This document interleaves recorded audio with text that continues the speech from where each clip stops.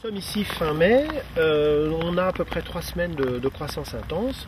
On va réaliser aussi ce qu'on appelle l'ébourgeonnage, c'est-à-dire supprimer en fait un certain nombre de départs de végétation qui sont inutiles et qui en fait pompent des sucres au détriment du reste de l'expression de la vigne. Donc ici notamment sur le tronc, je vais simplement conserver 2 rameaux pour mon rajeunissement hivernal.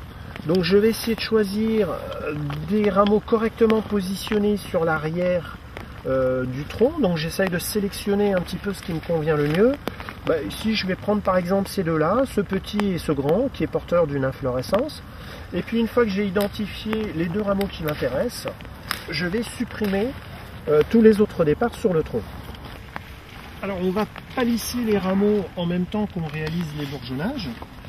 Ensuite, je peux alors effeuiller un tout petit peu ici sur la base du premier fil pour essayer de comprendre le nombre de départs de rameaux. Et puis, alors je peux de temps en temps supprimer un rameau si j'ai l'impression que j'ai un effet d'entassement.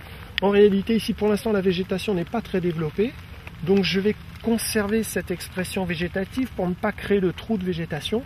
Je reviendrai le mois prochain réintervenir ici une fois que le développement sera davantage réalisé, qui sera plus clair.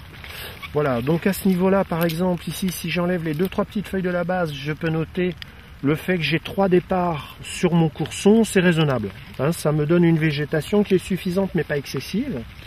De nouveau ici, sur le courson suivant, j'ai finalement ici 4 départs plus un latéral. Je vais supprimer le départ latéral.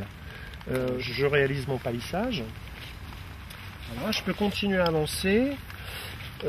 Toujours je peux comme ça de temps en temps enlever une petite feuille basse pour essayer de bien comprendre ce qui se passe. Et puis on supprimera préférentiellement les rameaux qui partent mal. Là je suis complètement en dessous, je pars sur l'extérieur, donc ce rameau là je peux le supprimer.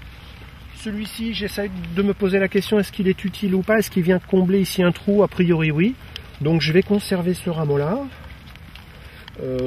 Par contre ici j'ai un petit effet de doublon. Il ne faut pas réduire plus, il faut vraiment conserver un couvert végétal suffisant. L'erreur en ébourgeonnage, c'est vraiment d'enlever trop. Il faut absolument maintenir la végétation et juste intervenir sur les problématiques d'entassement.